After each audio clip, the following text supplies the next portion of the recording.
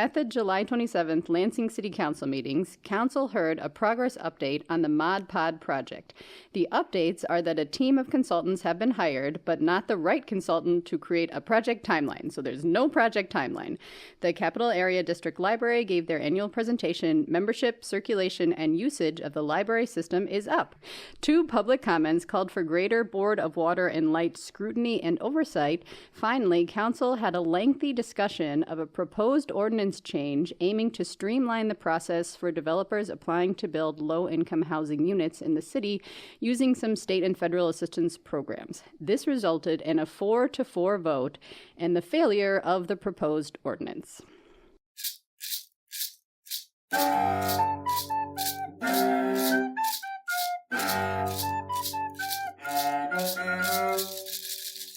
Welcome to What Lansing Council, a podcast transforming Monday night's Lansing City Council meetings into an enthralling recap. I am your host, Jill Dombrowski, and today my very special guest is Michael Lynn Jr. Hello! Hello, welcome. Thank you so much for being here. Yeah. Mike and his partner Erica, combined to Merica, are the force behind the wildly successful Lansing podcast, Merica 20 to Life. They champion community-driven change every day through their leadership at the Lansing Empowerment Network, a space they created to bring people together to impact the big issues in our city: gun violence prevention, education, housing, and economic development. Thank you so much for being on the podcast. Yes, thank you for having me. For a bit of an additional introduction, and we could really talk about your story in Lansing for the next hour, but Yeah, it's been I got a storied past, yes.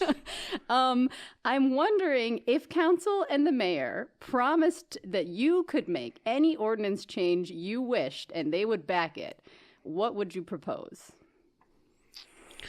There's too many for just one, but I would say the most important one for me, I think, would be some type of, and I don't want to say sanctioned because that's still government oversight, but some type of encampment to allow folks who are houseless a place to be.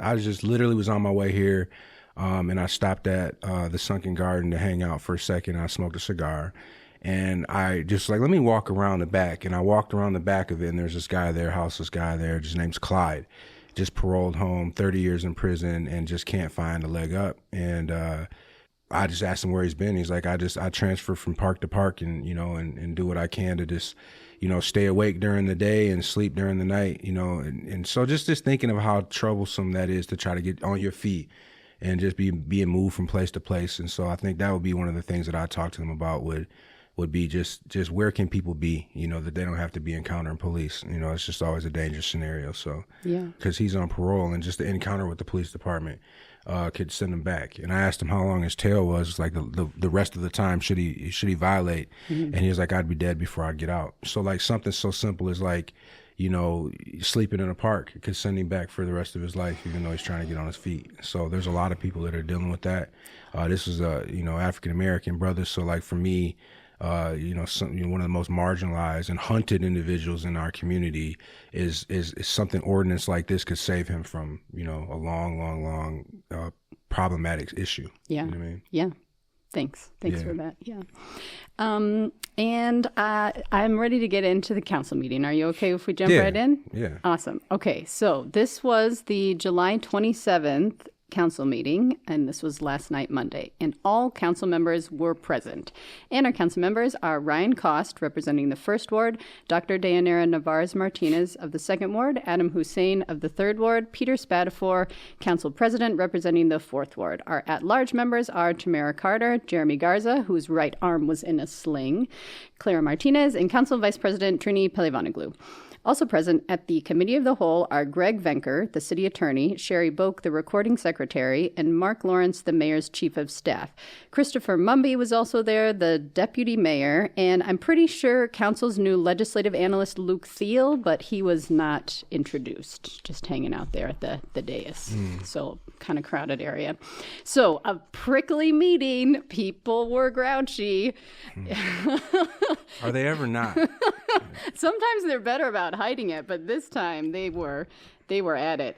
The Committee of the Whole opened with one public comment related to the Mod Pods. And these are, this project is, so last year the city purchased about 50 small housing units at a discount from the city of Kalamazoo. And this was in the midst of a large encampment enforcement sweep that the city was doing. And I think with the outward intention of providing aid to unhoused folks, we're going to get these Mod Pods and then people can go there instead of the encampments. So this person is saying, I'm a neighbor currently living near the county public health building where it's been decided that this community is going to go. And I want to see that this project is collaborative with the neighborhood. Also, I want an 8-foot-high wooden fence around it. I want to make sure that traffic is not disruptive, and I want enforcement to ensure there's no uptick in vandalism, trash, or drug use. Yeah, what an assumption to make about the people that would be staying there. And that's the sad part about our community sometimes when I show up for spaces like that. And I did show up to the Mod Pod conversations they were having in the community. Yeah. And you just learn about the people that are around you, you know. Like, I grew up here my entire life. I've been here for 44 years. Mm-hmm. And I've been active in this space for probably like 15.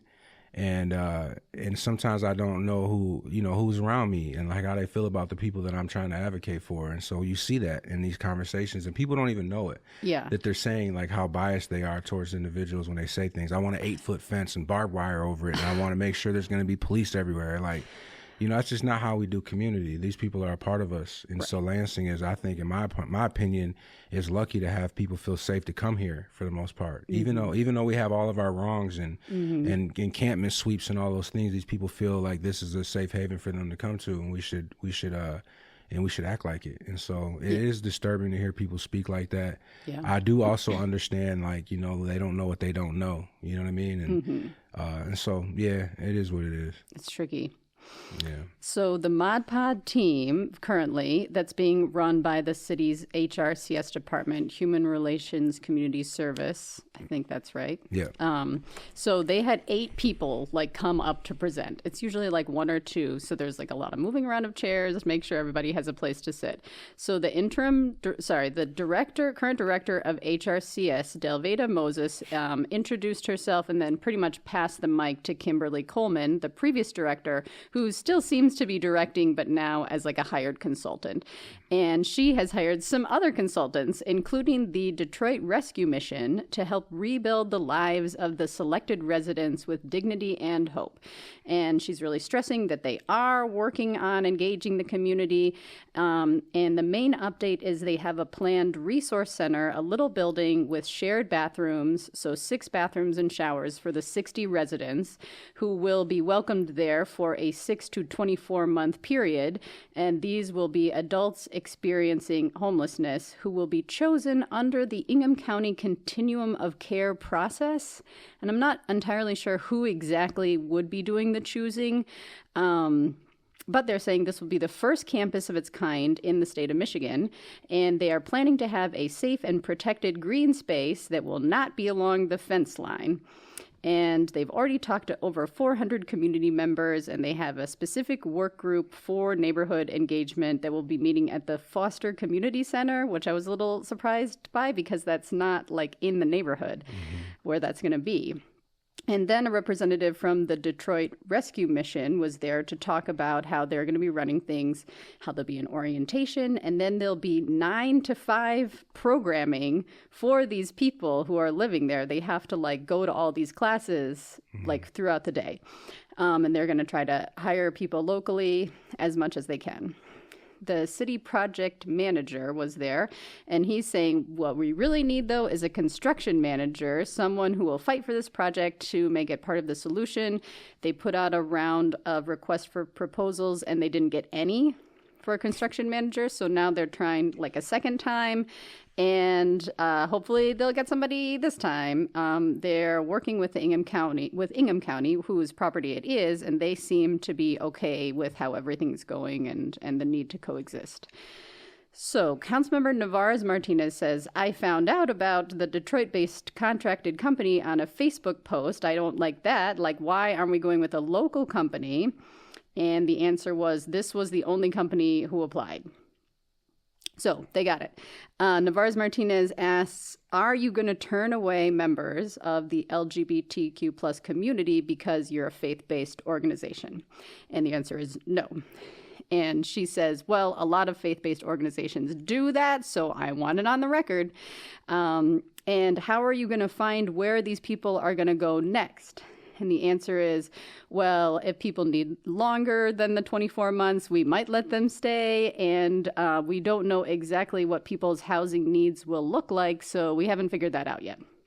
Council member Navarez Martinez continues, will pets be allowed? The answer is we're not sure. We did talk about a pet run, but that's going to take up a lot of space, so it's currently a maybe.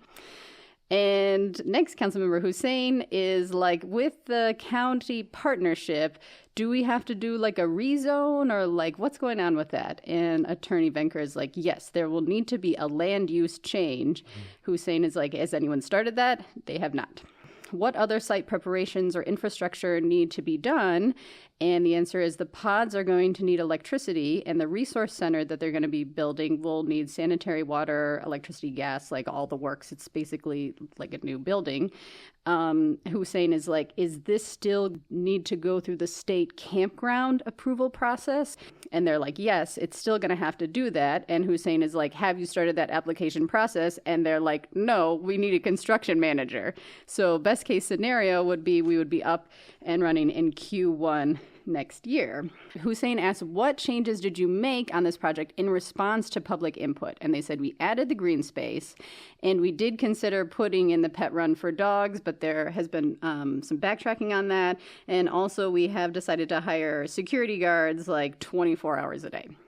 Philibongu says, you're looking at 6 months just for the state approvals. So there's no way this is going to be Q1. This is going to be Q2 at best. I also want to make sure, this Detroit consultant that's going to be running this, that you are not going to be distributing religious materials or forcing people to attend a service to be able to live here. And they're like, that's correct. We're not going to do that. We have managed other federal housing and urban development HUD programs, so we can't force our religion on anyone. A few more notes here. Garza wants more details on how they're like posting to try to get the construction company, and also about the budget. He says, I remember that the Ingham County pledged $600,000 for this year, but there's going to be a $900,000 annual budget. So where are we like making up that $300,000? And if we don't get that from the county year over year, like what's going to happen? And they're like, it's going to come out of the general fund. And he's like, if that's the case, we're getting a fence. Carter says, Councilmember Carter asks, what is the lifetime of the pods? They're like 10 years. And she's like, well, they've been sitting around for almost a year. So now is it down to 9 years? And they're like, no, they're in a temperature controlled storage. And Hussein is like, where are they? And they're like, we're not going to tell you because they're like storing them for free, this like whoever it is, and they want to remain anonymous. Councilmember Martinez is like, as a teacher and social worker, I hear a lot about housing. We hear from housing advocates at council all the time, like, we need a project timeline on this. And they're like, sorry, we don't have that. And she's like, how are we going to meet the needs of our unhoused population this winter? And the answer is like, HRCS is committed to keeping people safe. And Martinez is like, so we don't have any extra funds for like hoteling people or anything like that. And they're like, no. And Martinez is like, when we're taking funds out of the general fund, we're going to be like taking those away from other agencies. So how are we going to prioritize? And they're like, we just will. Like, I don't know what else to tell you. Hussein is like, who is responsible for this project? Like, who is the point person for this project? There's like 8 people up there. Like, who's taking the lead? And Deputy Mayor Mumby is like, we're all in this together. And Hussein is like, I guess that means the mayor is taking the lead. And there's one public comment after the discussion. And this person says, thank you for your line of questioning, Martinez and Hussein, about the timeline and about who is in charge. This project is being mismanaged. We're going to be in possession of these pods for 2 winters without them being deployed. The challenges you're discussing were clear from the project outset. You know, this is what I'll talk about when I say we argue against our own interests sometimes. That when they first brought this conversation up, the community was completely against any process of it happening.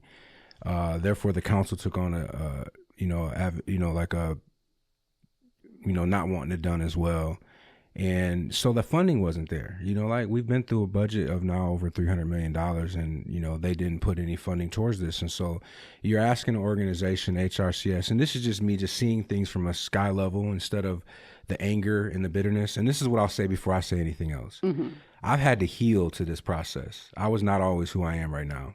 And so I've had to heal, and I see things a little differently than I did even 2 years ago when I was just irate, angry, hurt. I felt wronged in so many ways.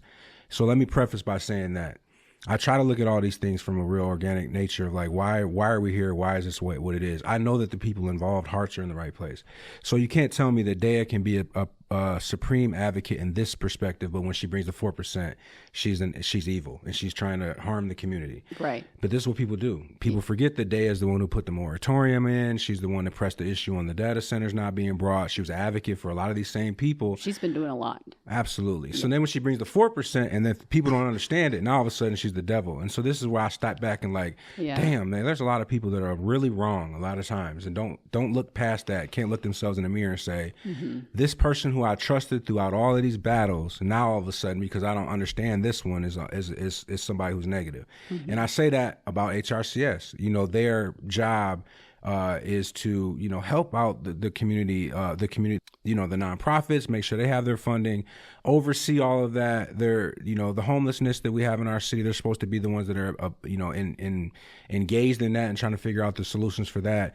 But they're a small group of people who are probably underfunded when it comes down to their direct work and their staffing. And this is another case.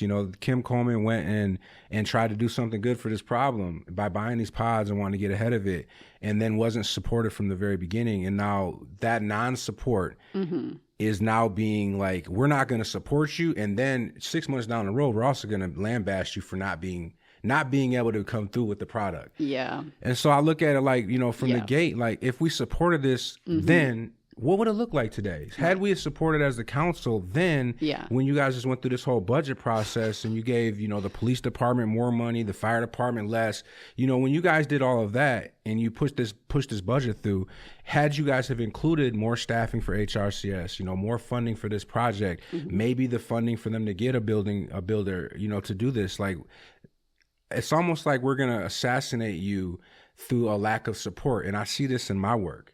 People won't show up to the table for the work that we do, but they'll show up on Facebook to lambaste us for not being successful in the ways that they'd like us to be. Yeah. But you won't show up with your support. Yeah. And I see this over and over and over again. And so this is one of those scenarios, they got a ton of questions. Yeah. And they're good questions, but they're also questions the answer to because you haven't supported them, and you've also allowed this thing to kind of kick the can down the road to where now we're dealing with what we're dealing with. Right. And we're not acting like we know why. And so that's the problem. Yeah. I think the questions are good, but I think that, the support could have been there from the gate. Yeah. And if we had to put funding behind this project, instead of thinking this is an answer to all things homelessness, and thought this is a pebble in the big bucket of rocks that we need. And if we took every situation like that, including the 4%, if we took every situation like that, 10 years from now, we would have all of these problems figured out because we've been nickeling away at it forever. It's like saving for a car. Sure. You don't just get $10,000 for the car and whatnot. You have to save a couple dollars here, $1,000 there. And that's kind of what I see our government trying to do now through tons of resistance. You know what I mean? It's because people do not trust the processes, understandably why. Yeah. They don't trust the process. They don't trust the individuals involved. And we do have new individuals at council now that are trying to do different things, but they're still living under that cloak of untrustworthy and non-transparency that has been. Yeah. And so it's hard to get anything to go through, and to get done. Yeah. So I see it that way. I think the Mod Pod's is a good idea as a small token of a piece of this puzzle. Right. And it's not to answer the question, and I think that's a lot of misunderstanding too, it's not to answer the question of those who are living in tents and spaces without jobs and all the other things. This is supposed to be transitional housing for folks who are ready to go into a house but are waiting for a space to go to because we don't have 4%. Right? We don't have enough housing for folks to go into. So where do they go? Yeah. Where does somebody who's working at, Walmart right now making $15 an hour but can't find a place because they don't have 3 times the income, and maybe they have a felony on their record, so it's really tough, right? Yeah. Maybe their justice impacted in some way, where do they go? Yeah. And that's what the Mod Podge was supposed to fill that gap. Right. And so, again, the non-educated perspective gets people to just think, this is not going to solve our homelessness problem. You're right. It's not alone. There's so many other things that go into it. But again, you know, the council, and I respect all of them up there. I just feel like, you know, they lended to this failure that's about to happen, or that's happening, that they're calling out right now by not supporting it. Yeah. I think it's so tough because I feel like what council would say is, well, we don't have that whole homelessness plan in front of us. All we have is this little piece. So like, that's all we can focus on right now.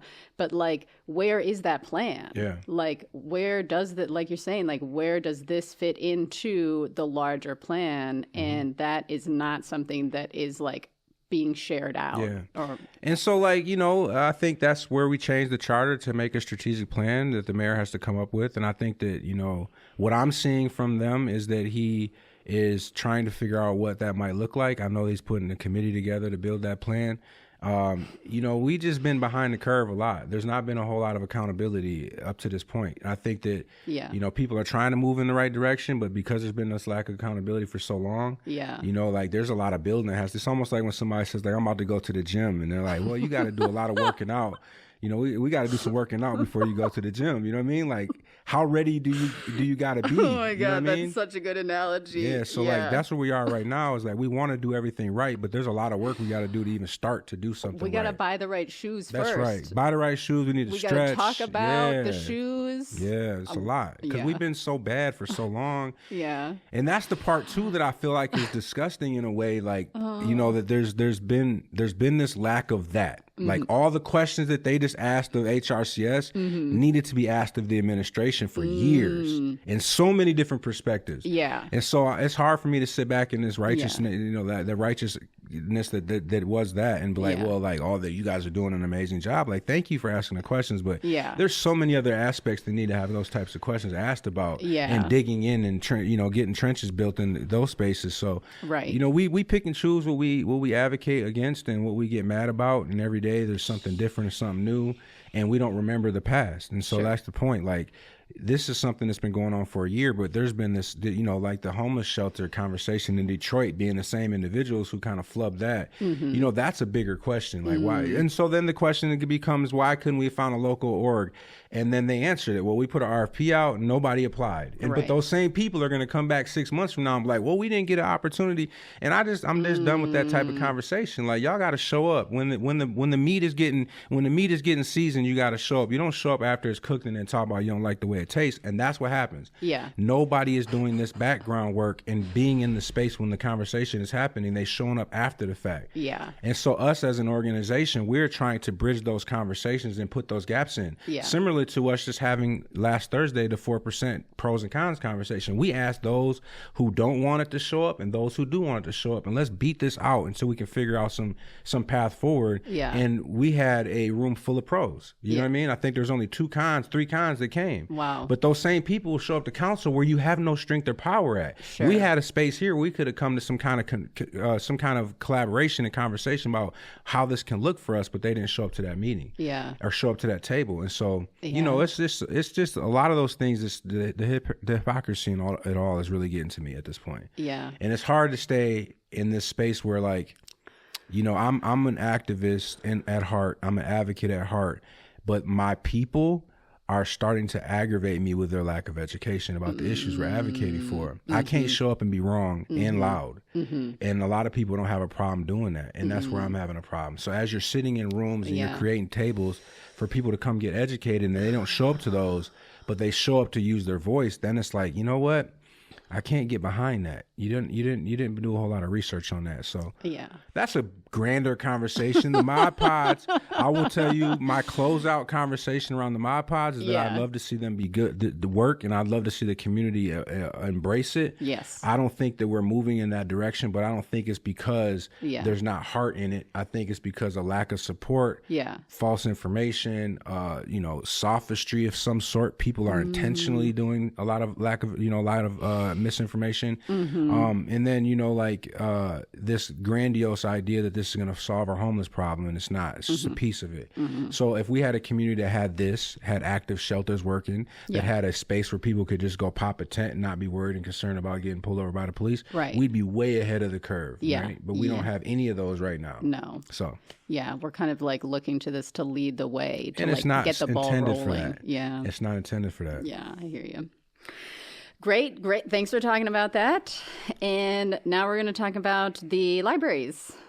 Yeah. So we've got the executive director of the Capital Area District Library and the head librarian of Downtown, South, and Foster branches. So those are our 3 branches within the city of Lansing. And they are giving a very clear, data-driven presentation about how usage, visitation, and program participation are all up. And I think they said that in Lansing last year, 700,000 items checked out, valued at $17 million. Wow. And the revenue they're getting from Lansing residents is $4 million. So that's a $13 million return that the city is getting through the libraries. And they're saying the millage renewal is on the August 4th ballot, and 90% of their budget comes from that millage. So they're saying we're really talking about millages. Holy smokes. If you own a home in the city of Lansing and just look at your taxes and look at the millage prices, and so we'll go ahead. Sorry. And they're like, we love books, but it really comes down to the people and helping out our community who come in to visit us. Yeah. So council members want an update on their proposed move out of the downtown location. So last year, the same presentation included a lot of information about how the building that they're currently in is falling into disrepair, and they can't really maintain it because they're in a weird situation. I think they're renting it from the school district for like $1 a year or something. So they're not the owners, so they can't like take out loans to do big maintenance, and also like it doesn't make sense to like repair a building that you're renting. And they're kind of cagey about what's on the horizon there. They're like, we are waiting on a proposal from the city to like move anywhere else, I guess. And the school district signed like some ridiculous year of contract with them. Like they have like 45 years or something like that. Oh, wow. In that building, more. Okay. And it's, so like the school district is losing out. The library is losing out because they can't update it. It's just a lot. Yeah. So it's not a great situation.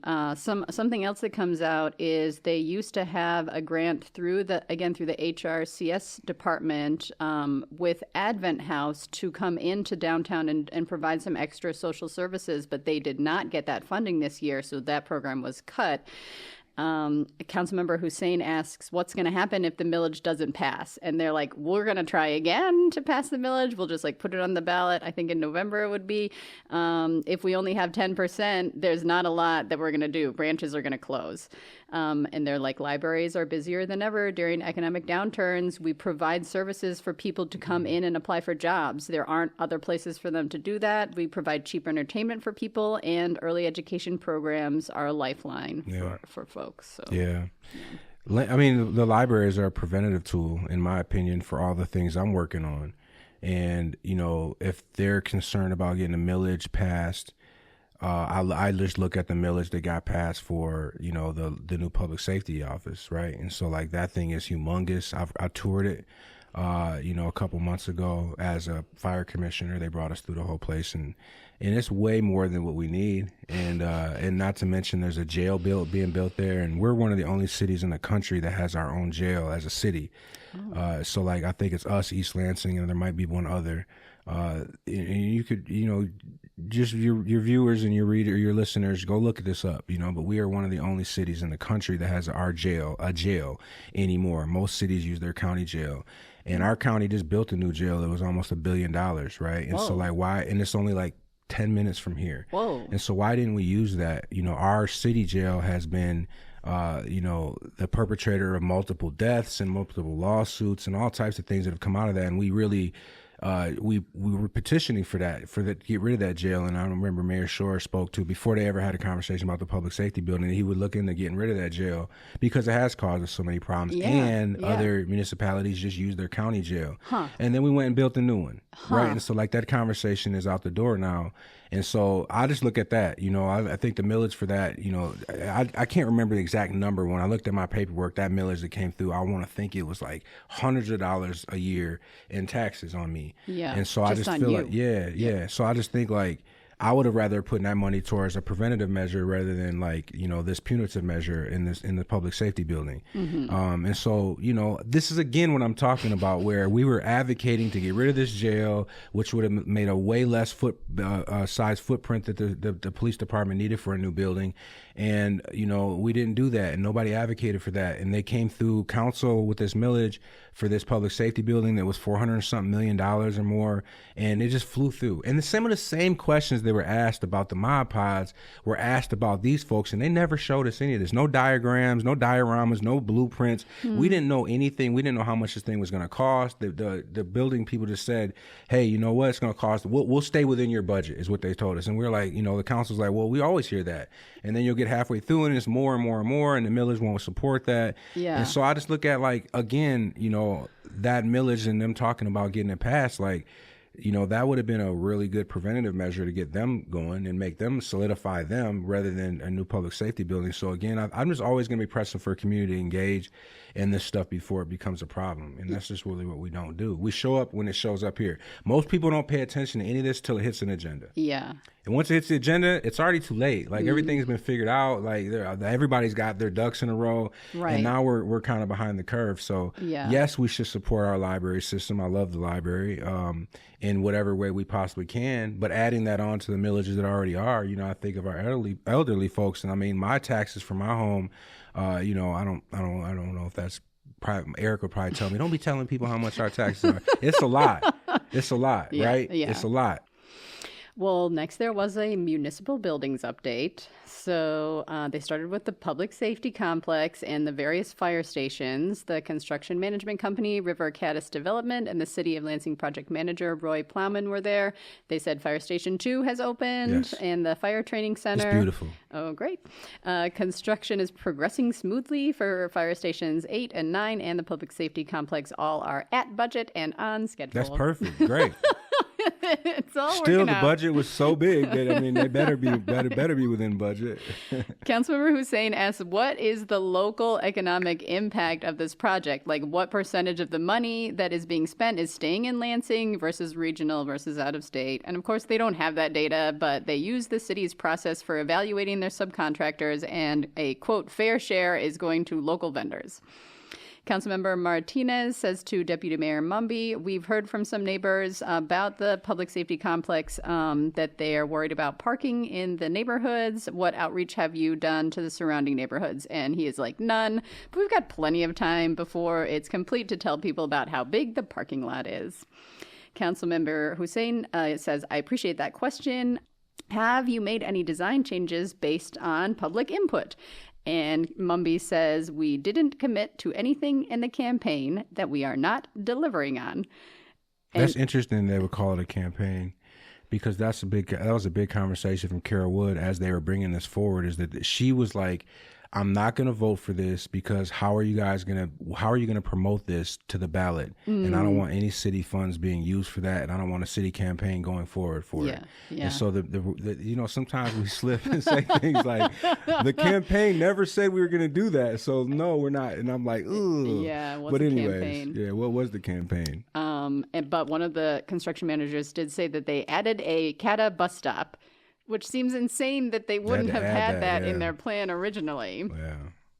For the new city hall, there's the representative from Kramer Management Group saying that they're planning to move in October, and they're all working so hard to get things completed before then. Councilmember Cost is absolutely furious with Mumby, and it didn't really come out in the meeting why. And it sounds like Cost, when he was president, signed off on something for the new council chambers. And then when he did a tour, it was not what he had signed off on. And he was so mad. He was like, you looked me in the eye and like promise me this, and you changed it. Like, I'm very disappointed in you. And Spatafor is like trying to cut him off during this, and Costa's like, this is my time to speak. Like, I get to be mad. And Mumby is like, well, there was new council leadership, and like they made. No wonder Spatafor is trying to cut him off. Spatafor is trying to like smooth all this over afterwards, and is like, we opted for the most amount of space for public input and the city TV cameras. That was something. Carter says, can we put everyone into a safe tornado-proof space, everyone who works there? And they're like, yes, you will be in the council chambers. There is no basement. Councilmember Hussein says, we approved the sale of our old city hall in 2024. Like, what's happening with that? Mumby is like, well, we've got to get everybody out of this building first, don't we? So everything seems to be going fine there. It's going to be a hotel and restaurant, hopefully. That was the meeting of the Committee of the Whole, which ran 45 minutes late. I hate it when they do that. You got to start the regular meeting on time. Yeah. I mean, folks are there to like speak at the regular meeting. Yeah. You can't be starting 45 minutes late. Yeah. Let's see. There were some appointments to various boards, people wishing each other happy birthday. The clerk is talking about the election. You got to put your absentee ballot in a City of Lansing drop box. You cannot put it in the mail. We're like too late for that. Too late, yeah. You got to either bring it in there's early voting every day until the election. He reminds people that this is a partisan voting in the first part of the ballot. So you vote for the Democrats or you vote for the Republicans. You cannot cross vote or else your votes will not be counted. However, on the ballot measures, whatever you do in that first part is fine. Your ballot measures, like millages, will still be counted. So vote in this election. Mumby is saying that they got $1.2 million of federal grants for a roadway safety study around 96 to the south. To the 4% pilot ordinance change. And this is spearheaded by Dr. Navarez-Martinez. Public comments to start off with. The Capital Area Housing Partnership Director is there in support. This is a critical path for the work we are doing. And I want to give my best dressed award at the meeting to his daughter. I think she was like 3 years old. And she had some pink bows in her hair, silver bangle, a Mickey Mouse fanny pack that she pulled a little stuffy out of, a flowered t-shirt, and jean shorts. Nice. Very cute. A representative from CINAIR, a nonprofit community development financial institution. Both of those are. And CINAIR, yeah, they fund a lot of the projects. Okay. They were also in support. This is a good tool. It creates a predictable policy for developers, and that's the best way to attract people to these types of projects. Somebody who was a taxpayer saying, I do not like this. Exclusionary zoning is a bigger problem that we could be tackling. When these developers are profiting, the people are picking up the gap. They need to pay their fair share. 4% is nothing. Every developer who says they can't do 4%, who has been denied the 4%, has been able to do it at the 10%. So we cannot continue at this pace. And this person wants to thank Ryan Koss for going with them into one of these projects. And he saw what a nightmare it was. And she invites everybody to go back to these shiny buildings 5 to 10 years after they are being built to see what terrible condition that they are in. Yeah. I already know who it was. I didn't even watch the council meeting, but I've heard that speech 1,000 times. And my question would be to them, what's the answer then? I hear a lot of what you don't want. I hear a lot of what you don't think will work. I hear a lot about you going in these spaces. Then what's the answer? I think there's a lot of people that just show up with a problem to every solution and no solutions to the problems. And that's where I would say from that perspective. Yeah. Another one saying that this is disingenuous to have these tax breaks on the developers. They're not going to be helping out the people who are currently living here. And one person is saying the city is benefiting when housing prices and rents are high because they collect more revenue. Like, it's not in the city's best interest to try to lower the housing costs for people. Affordable housing can still be built without subsidies. Subsidized housing is not often of the neighborhood, but imposed on the neighborhood. Yeah. All of that is very speculative that anybody would want to build in Lansing, and that's the part where people miss. Like, Lansing is not the place the developers are going to look at. Like, I'm going to develop in Lansing. We are, and I'm going to say some things that I'm going to just tell you there's some things that I'm going to say that are not very accepted from me or from us as advocates or activists, right? But it's just the reality of it. Like, Gillespie is a anomaly for a city the size of Lansing. The fact that Gillespie has run around our city with a plan and purchased up all of these areas that are dilapidated, and it just really, if you know, being from Lansing, and a lot of people who speak on these things, some people aren't from here, don't know the history, but if you drove down Michigan Avenue 20 years ago, it looked nothing like it does right now. Like, it looked like absolutely nothing like it does. And so, like, anybody who would be to come here would not look at Lansing as a place where they'd be like, oh, you know, what would be really nice right here? A baseball stadium. Like, it took Gillespie to, you know, procure these areas, hold them until they became ripe in order to be able to build on them, for us to have a stadium district, or for us to have an outfield lofts, or, you know, along the river, you know, behind the shuffle, you know, the space that he's built up for people to live at, you know, and play. You know, there's tons of things to play around there. But that's an anomaly. That's somebody who grew up here in Lansing, who wanted and could see something better, and also had the connections to make that happen.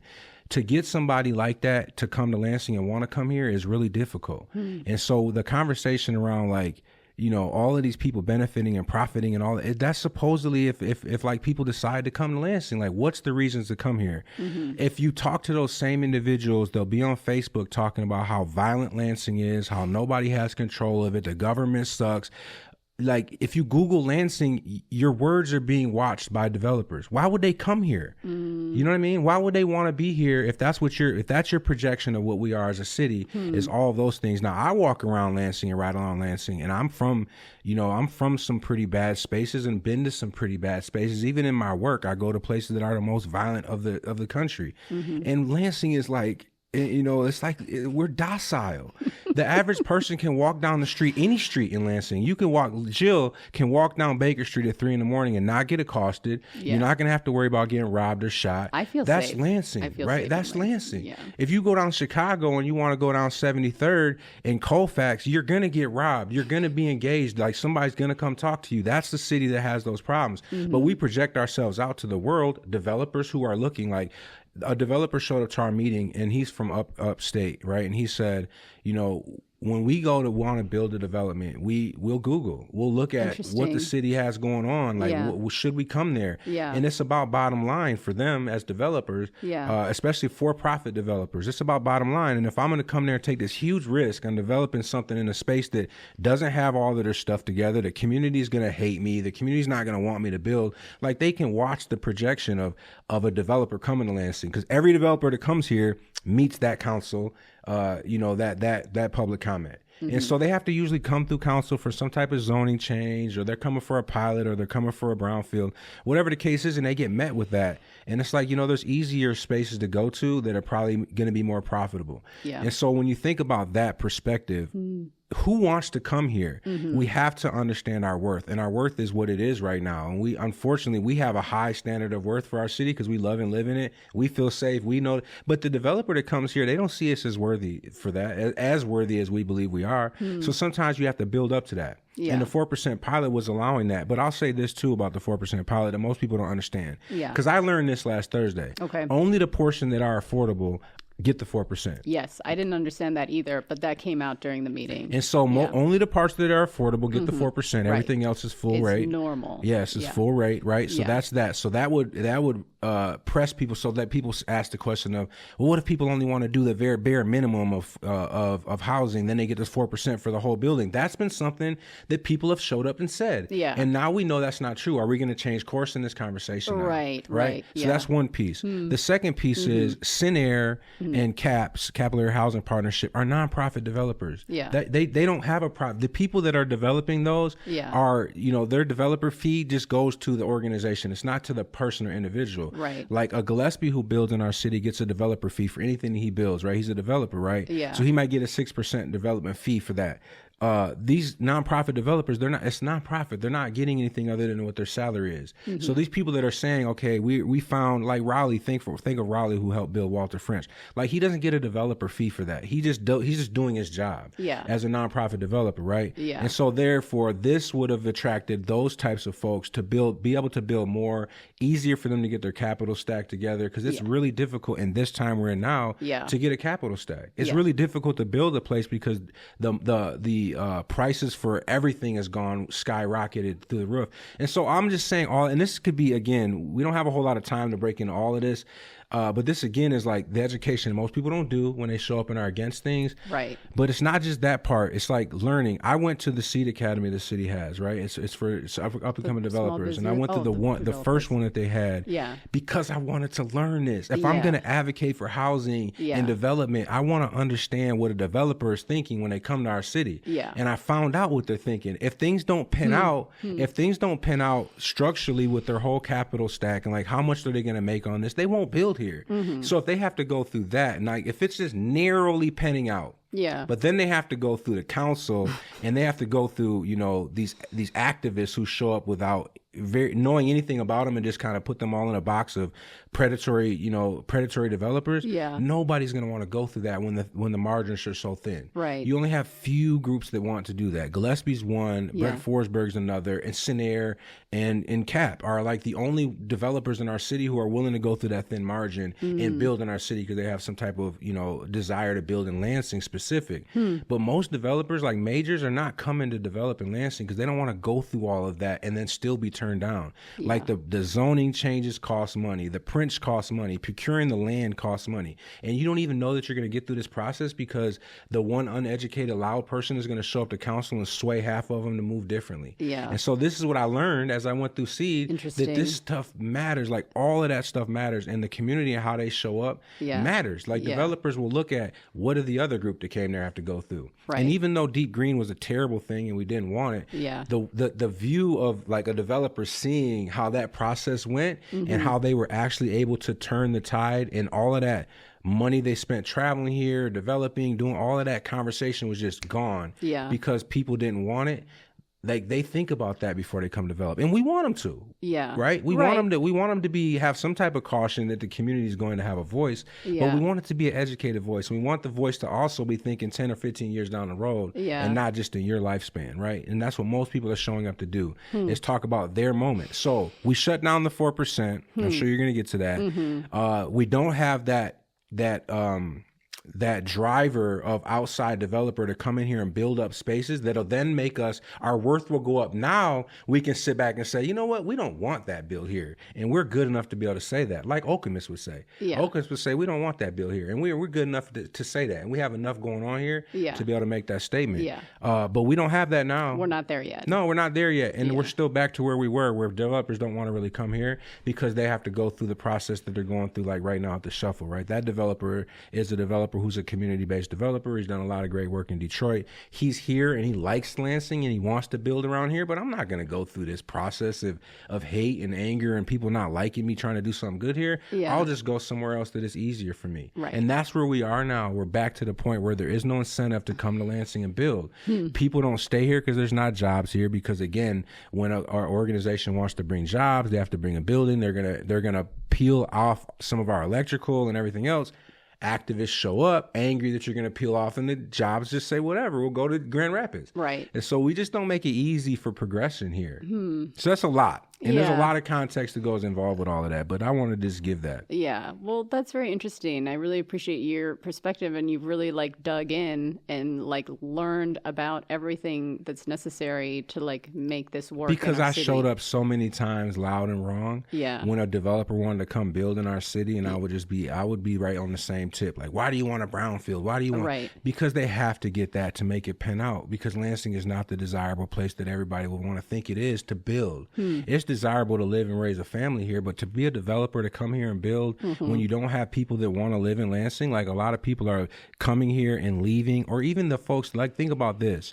people that work here don't live here. Like our state workers live out of city. Yeah. You know, I think about all the people that I just bought a house just recently in Lansing. I've rented in Lansing my whole life, but I just purchased a home because I want to be here. Right. But the average person, once they get the type of finances and they're stable like I am, they go to Hazlitt, they go to East Lansing, they go to Holt, they go to DeWitt. Let's get back into it. Yeah. So, the title of this is a service charge of 4% of annual shelter rents for eligible housing development projects. Yeah. And that shelter rents means the money that they're taking in from the rents people are paying. So they're only going to pay 4% of that back to the city, and that counts as their property tax on those units that are affordable housing. Yeah. So it starts off with Councilmember Cost, and he says that I've heard claims it would be impossible to build without this 4% pilot, but I want to point to the local developer Simtab Management, who funds all of their projects without any sort of assistance.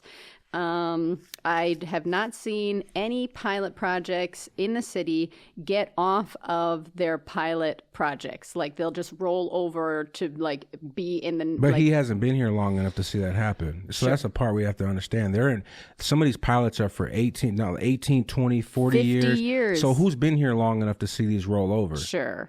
I haven't been here long enough to see a 50-year rollover. Yeah, I think he's talking. He would say like, I can't remember the name of it, like Evergreen or something. The like one that was like 50 units that they just fall into disrepair, and then they'll like change management companies, and then they'll like get a new tax break to like fix it all up again, and they're not putting funds away for future repairs. They're like, and that's a process of the 4% is that they have to put funds away for future repair. Okay. So there's a process that when they go through this process, they have to put funds away for future repair. Okay. There is a oversight of the whole entire project, federally, locally, and statewide. So that's another thing that came out in our 4% meeting on Thursday was the amount of oversight that goes into these people accepting and keeping this 4% is crazy. Okay.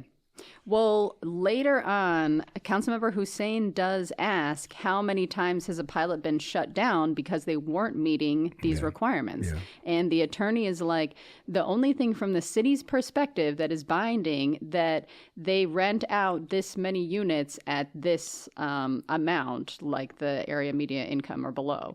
And so that's the only thing. So the city has never shut down any of the pilot projects. Right. And I think they're like, well, then how are these all in, like, who's doing the code compliance? These are all in disrepair. Like, what is like, is it the state? Like, is it the city? Like, why isn't that oversight piece happening? Good question. Right. And so Raleigh just became the new, over top of building and code and so on and so forth. Raleigh is now over top of that. And we've had like 3 switchovers in the last 3 years. Right. And so, Raleigh spoke to that in the meeting, and I don't know Raleigh all that well. I just know that he is now our new director of that Raleigh department. Van Fossen. Yeah. He's our new director of the department. I do know that he championed Walter French getting done. He used to work for CAP, right? Right. But his conversation was, there's a new day. We have a new budget. We need more people in code compliance to be able to deal with some of these issues. Yeah. And so, I take that with like, okay, we have to give some time because a lot of things that have transpired prior to him being here are still things people are talking about now. Yeah. And so again, like, when do you give them a fresh start to deal with some of these issues, right? Okay. Yeah. So that's one thing. Okay. The other thing I would say is like, a lot of what was just said, and I just always want to know, like, give me more detail. Which pilots are we talking about? Which places are we talking about? Dea said the same exact thing at the meeting. She said, if there's places like that are dilapidating and nobody's taking care of, give us the information so that we can put our charge into work, right? Yeah. And Raleigh said the same thing. So I just don't know which pilots they're talking about, which apartment complexes that are under pilots are just failing so badly. And if they are, let us know who they are. And that's what they had said. Let us know who they are so we can put the proper attention to it. Yeah.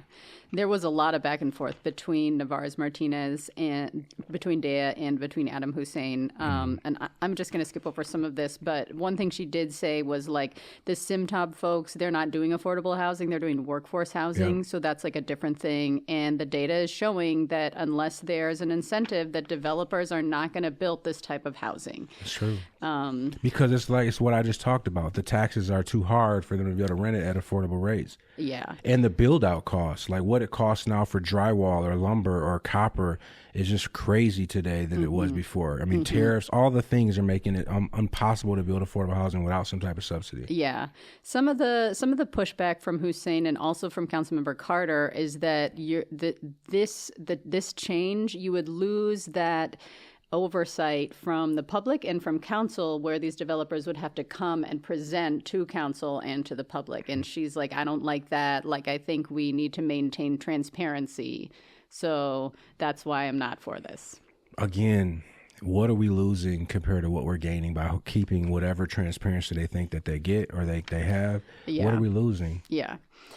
And this is what I want to say to you. I want you to think about, like, 2 years down the road, what the council will still be going, right? You guys will be going strong. You have your own syndicated show. And I want you to come back to this conversation. I want you to name how many developments we've had come through our council for their transparency talk. How many have come through them? Well, so yeah, I want to understand if we're killing progress at the thought of having some type of power over top of whether or not they come here or not. Right. And so, like, would we have had an influx of 15 new developments in our city on the south end, a place where nobody wants to build, with the 4%? Would we have had that? And we would have had to give up them being able to shut or turn down? Or do we have none over the next 2 years? And then we're like, damn, did we look a gift horse in the mouth? Yeah. Right. And so that's what I'm trying to say. Like, at the cost of building and development and us moving past the stagnancy that is Jackson, Michigan, or Albion, and Lansing can actually become what the capital city can be, we have to give a little bit to get a little bit. Yeah. And I would say that transparency and all of that, that's great. We all want to have some type of control as a community, right? Right. Yeah. But this you're agreeing to a set framework that they have to meet. So then you don't have to have a whole lot of questions and ask, because you've already put it down on paper. They have to meet that. Yeah. And I would just say it again, 2 years from now, how many have come forward to you for that transparency conversation? Right. Did we lose all Did we lose all want to build here? Yeah. The thing about that transparency comment that really gets to me is, what are you doing to make things more transparent, Carter? Like, if that's what you care about, show me your ordinance. Like, Dayanara Navarez-Martinez is doing something. Bringing it like, forward. what are you doing if this is something that you care about, besides just poo-pooing something that someone else is trying to do? Well, that's what we found from council. I'm not gonna pick on anyone specifically, because we've had this problem for the last 10 years that I've been paying attention. Yeah. But council are catchers, in my opinion. They're never pitching anything. Yeah. You know what I mean? I think that Ryan Cost, I hate to say this, but I should know his name. Oh, my goodness. Betts guy? Betts? Betts pitched. Yeah. You know what I mean? He got parking to be able to be allowed on the streets after 2 a.m. because it was a big issue on the east side. Obviously Ryan Cost he pitches a lot. I've not seen down. That's fine, but I appreciate any council member who's doing the work of pitching ordinance, bringing it forward. Because most of the council is just catching stuff from the mayor's office and catching things that are coming, and they're not really bringing anything forward. And Dea, since she's been on for 2 years now, has been consistently trying to bring things for her her processes. I hope she keeps it up. I hope this doesn't beat her down too much. I don't think so. Okay. Councilmember Pelivonoglu says pretty much what you were talking about. Let's try something. If this doesn't work, we can always change it. It's not permanent. Nope. This is our job, is to try new things. This isn't a radical idea. Let's see what happens. No, Grand Rapids does it. Detroit done it. Kalamazoo's done it. Detroit has had a huge boom in housing and all types of development because it is 4%. Yeah. And so there's a lot that could be said about trying something new. Yeah.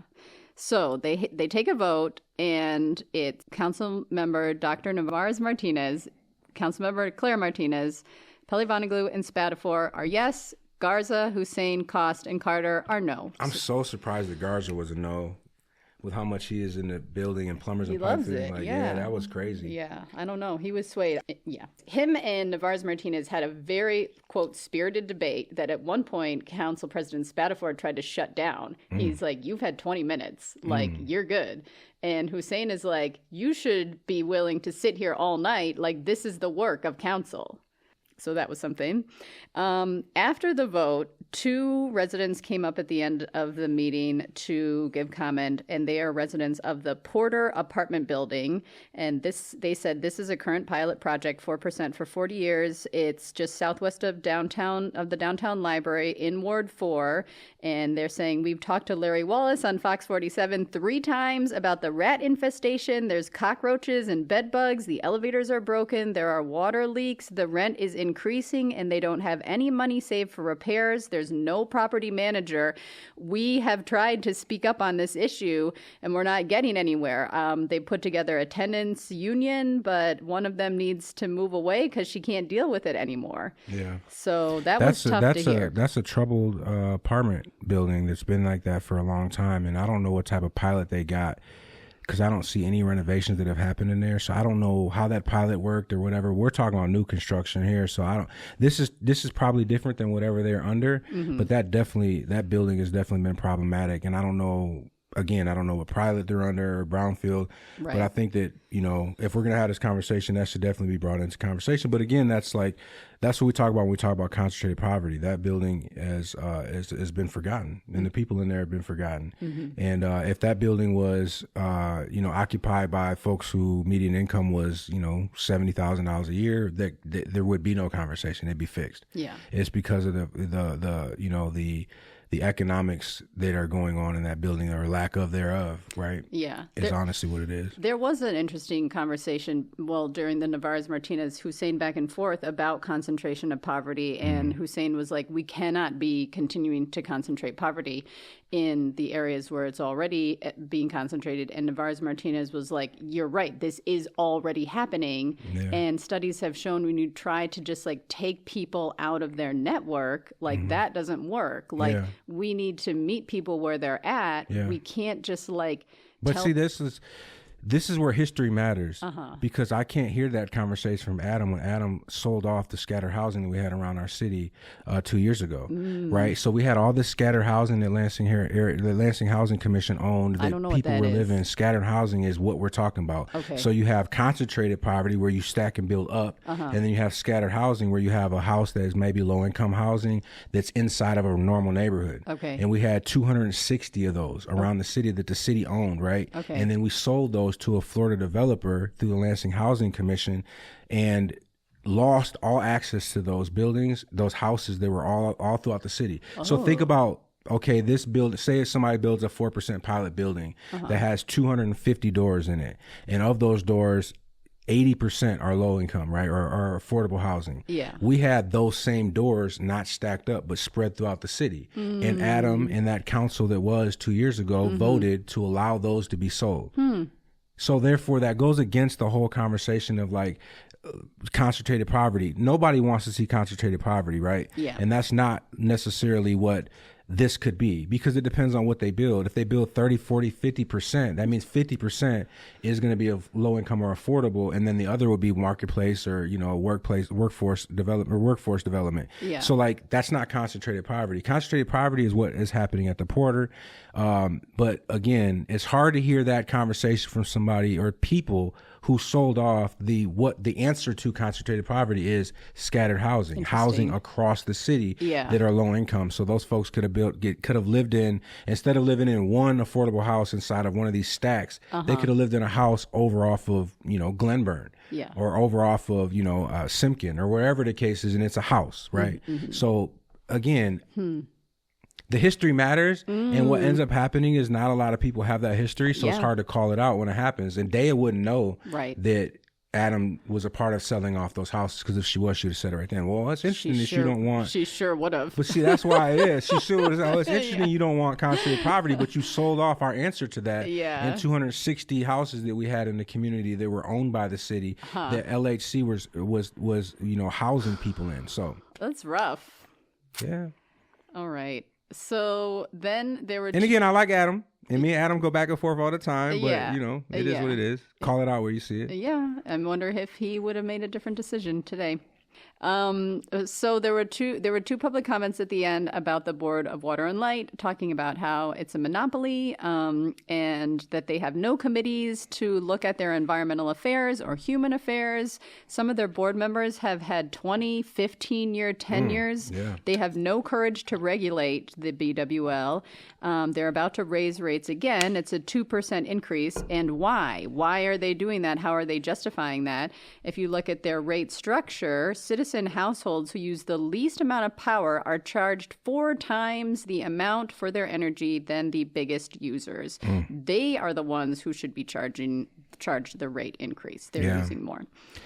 BWL is supposed to be not-for-profit. The board approves these rate increases, and they have 2 public input sessions, but both of those sessions are during business hours. They should have to follow the standards that are put on investor-owned utilities that are regulated through the Michigan Public Service Commission, but they don't, and so they're not transparent.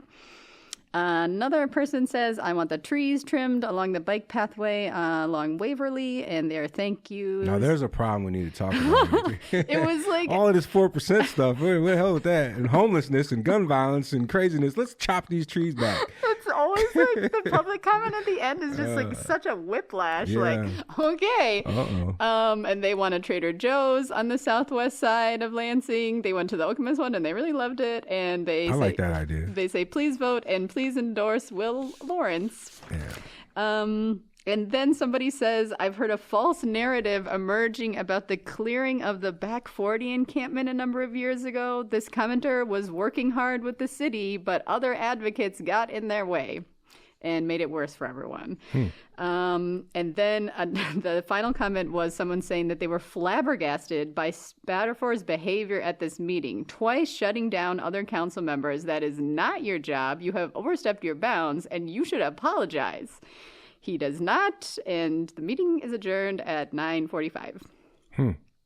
That's the meeting. Yeah, I don't know. I wish that more conversation happened and more people went to, like, this is why we championed, and we literally championed to have these meetings accessible, like all the committee meetings, so people could watch them, comment from out, externally and through the internet. Because you got to be where the conversations are happening in depth, and the council meetings are not necessarily where like a lot of deliberation happens. So even the back and forth that Dea and Adam had, they could have had in separate spaces, and I'm not saying away from people, but in the committee where these things came through, and more in depth to kind of streamline that process. But I always wonder about that. Like, don't they know going in what they're going to vote? And like, not necessarily. Sometimes I believe so. I mean, I think a lot of times they do, but I think sometimes no. I think that they're kind of weaning, and I think this is why we as a community are more powerful than we ever understood, because those public comments can actually drive those who are just kind of on the edge. And I've seen it and I've done it, but this is where I also say don't be loud and wrong. Like, don't show up for things you don't understand, or don't bring your personal perspective in it. Try to think past our own forehead when it comes to some of these things. And I think because council does move sometimes on what the community is saying. So I think we have a different day today, and that's where I think we need to change kind of some of our way of doing things. And one of the things I talk about a lot and heavily is some of our council members were severe, like supreme advocates in our community prior to getting there. And I think of Dea, who I don't know all that well or outside of her role in city council and her role prior at the school board, but I've seen her as more of a grassroots activist than anything else. And the things that she's brought have been all up the same alley of the things that we're working on heavily. And so I trust that in a sense. If I don't know enough about a thing, I'm not a housing guru. I've tried to learn. I've educated myself a little bit. Sounds like you really have. So I've done some work just so I can show up and be, knowledgeable about the concept of what's being talked about. But I'm not a guru, and she's a doctorate in this type of, urban planning. And so if I have somebody like that, who's that educated and that strong in that field, and you're ally, and you're an activist activists in the spaces I'm in, Yeah. I'm going to trust your understanding of it. Yeah. And not just blindly, but I'm going to, if it makes sense, I'm not going to think that you're coming from the perspective that, some other council members I would believe it's coming from. Like, I would believe, yeah, that's something wrong with that, because I don't trust you. So this is where I say, like, we have some of those people on council now. And if you weren't in the rooms prior with them, like Trini, if you weren't in the room prior with her, you would think she's a tool of the mayor, right? That's what people have said. But I know Trini, and I've seen Trini in the trenches, and I've seen her show up. And so before she was ever on council, before she even threw her name in the hat. So what happens is sometimes activists do get into those roles. Yeah. And then when they do, the community as a whole, like, puts them in the same position as all the defunct council members that they didn't like before. And you lose this great opportunity, this finite amount of time we have with these activists that have got into these roles. And so I'm seeing that right now, and I'm trying to maneuver that and use that ability to connect with my activist allies that are in these spaces to move some of the things we've been trying to get moved. And I think others don't necessarily know that those people are there. You know what I mean? And they don't understand who those people are, because they only know them as council member Trini Palavanaglu or council member Martinez, and they don't know these people was driving change from the outside for a long time. I would say somebody similar to that is going to be Will Lawrence. When Will Lawrence makes Congress, like, people that don't know his journey to that point are just going to think, oh, he's a part of the machine now. No, he's everything but the machine. Like, for anybody to even say that knows, you don't know any history about Will Lawrence and the Sunrise Movement and what he's been doing and what he's organized across the country from the DSA perspective, right? So, like, when we think about that, it's just sad, because we had these moments that are really, we finally got somebody there, and the activists who don't know any better are beating them down while they're in there trying to do the thing. And so that's a part that I hope we get better at. You know, but it takes some like really in-depth thought to think about how we deal with, like, having an activist who has to change the way they move. Similar to me, a lot of people don't understand how I'm moving today, because I was just a rebel rouser before. But when you create the table and you have the table, you don't have to do a lot of yelling anymore, right? I don't have to bark. I can get things done from my space. And Dea is the same way. Will be the same way. Trini's the same way. Adam became that. People don't know that Adam started off just in the trenches, just like me or us. And now Adam's in the space where he can do the work and not have to be as loud, right? So I just hope that we get to that point. Can you give your pitch for the Lansing Empowerment Network just quickly? Because I feel like you are doing such amazing work there, and it makes so much sense to me. And the way that you say it about bringing people together and a neutral location, that's everything.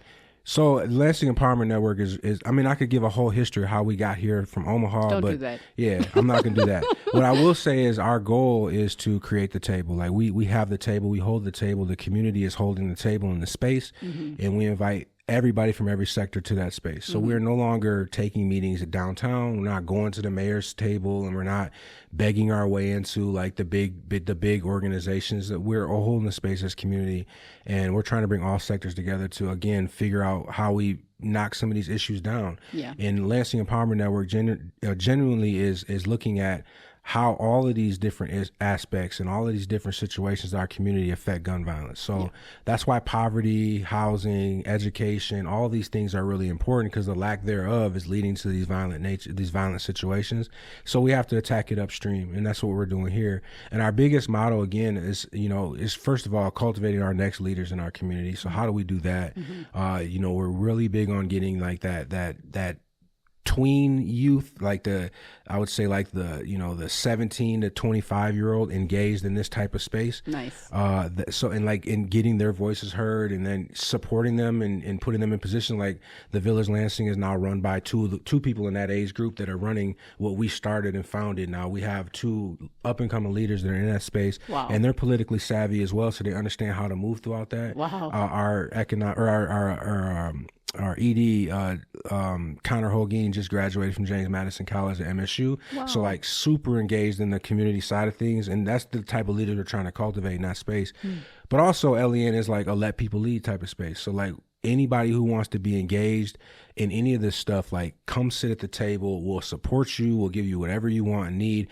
That's the idea of LEN, is how can we empower folks, but also be community on the equal playing field as government. Like we don't hold table and beg people to come. Like we're going to hold this space. If you want to come and be amongst all of this community, you can. And so it's just a different way of doing things, but it's more or less collaboration. So how can we collaborate with these entities that have traditionally kind of just shoved it down our throat? Yeah. And it sounds like it's working. I mean, you've got the data to show. I think it is. Yeah. No, our data is definitely improved from 5 years ago. Yeah. And we've been, I beat my head against the wall for this gun violence thing for a lot of years. And since we've kind of changed the way that we've done things and become more collaborative, our numbers have dipped severely.